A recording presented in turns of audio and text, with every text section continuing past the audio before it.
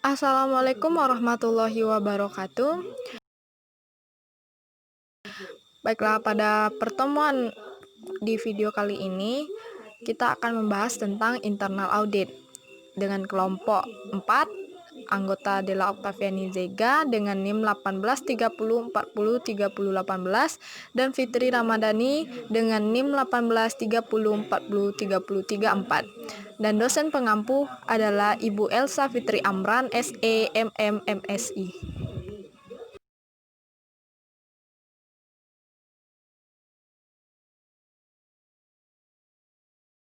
Baiklah, kita masuk kepada materi yang pertama, yaitu pengertian internal audit.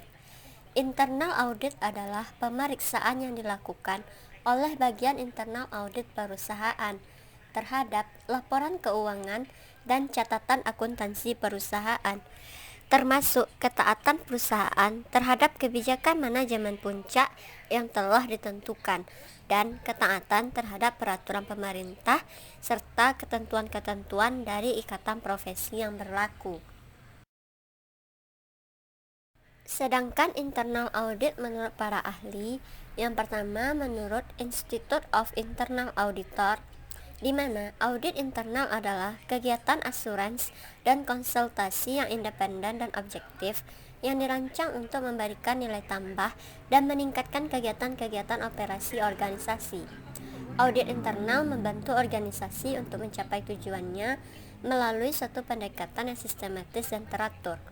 Yang kedua, menurut Milton Stevens Vonnegut, dalam bukunya Internal Audit Manual mengatakan, internal auditing adalah suatu penilaian yang dilakukan oleh pegawai perusahaan yang terlatih mengenai ketelitian, dapat dipercaya, efisiensi, dan kegunaan dari catatan-catatan akuntansi perusahaan.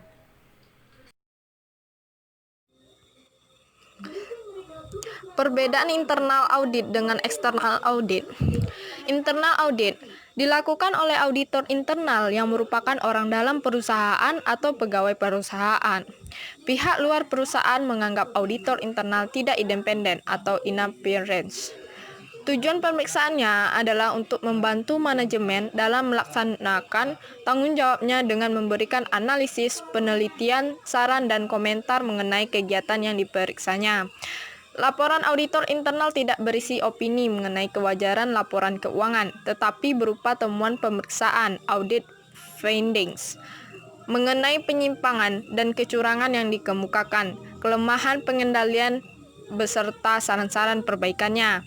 Pelaksanaan pemeriksaan berpedoman pada auditing internal standar ditentukan oleh Institute of Auditor Internal atau normal pemeriksaan intern yang ditentukan oleh BPKP atau BPK.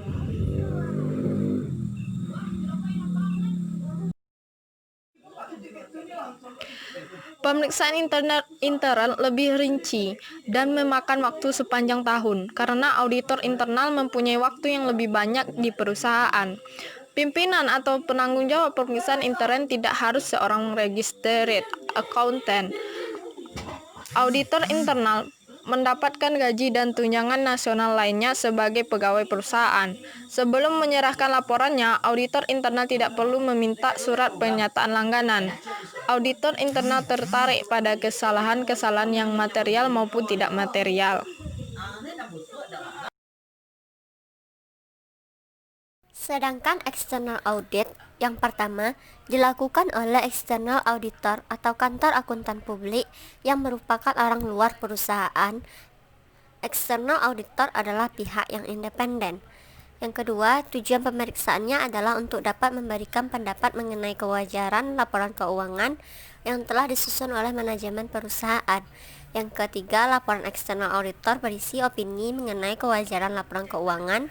Selain itu, mengenai manajemen letter yang berisi pemberitahuan kepada manajemen mengenai kelemahan-kelemahan dalam pengendalian intern beserta saran-saran perbaikannya. Selanjutnya, pelaksanaan pemeriksaan berpedoman pada standar profesional akuntan publik atau SPAP yang ditetapkan oleh IAP atau Institut Akuntan Publik Indonesia. Selanjutnya, pemeriksaan ekstern dilakukan secara sampling karena waktu yang terbatas dan akan terlalu tingginya audit fee jika pemeriksaan dilakukan secara rinci.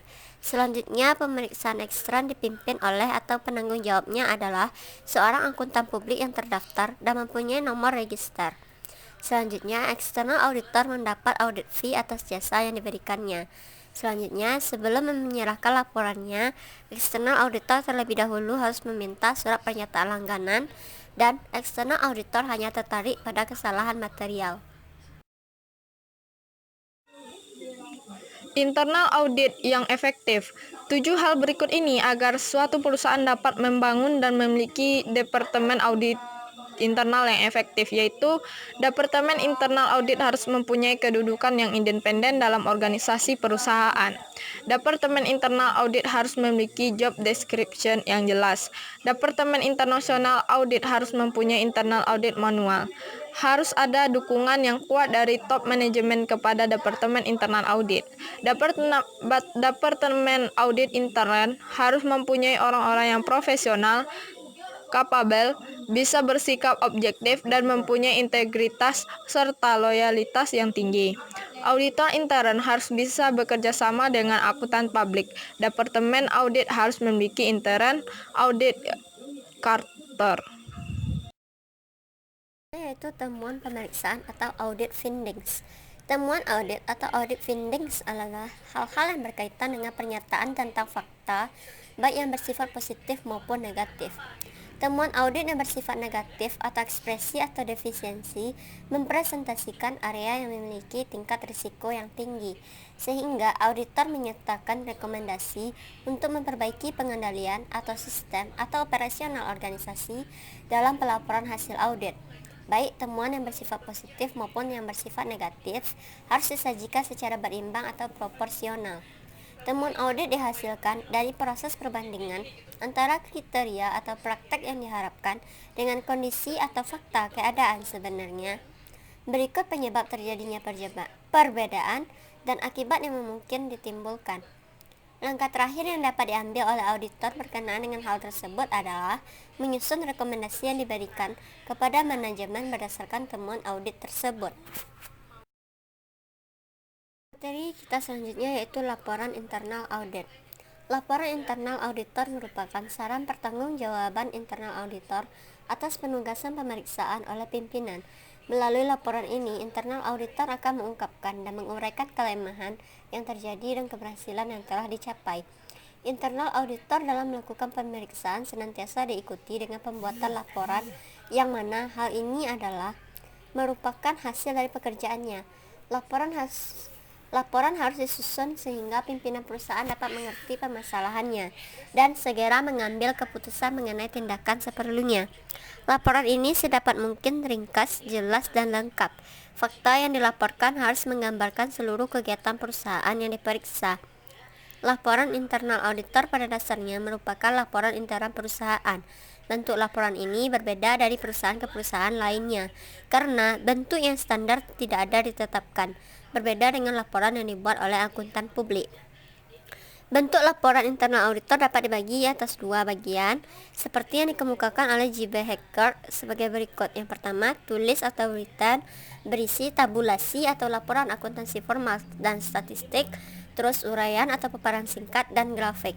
Yang kedua, lisan atau oral, yang berisi persentase formal grup dan konvensi-konvensi individu.